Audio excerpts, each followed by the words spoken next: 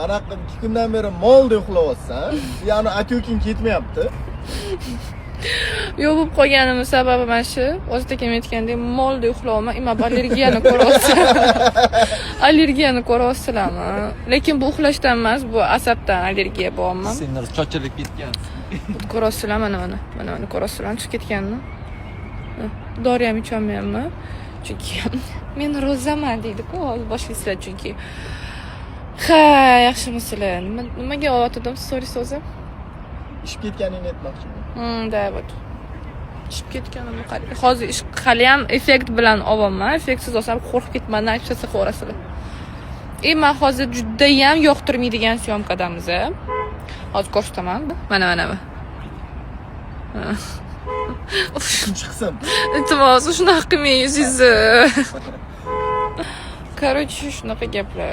Sizning necha minut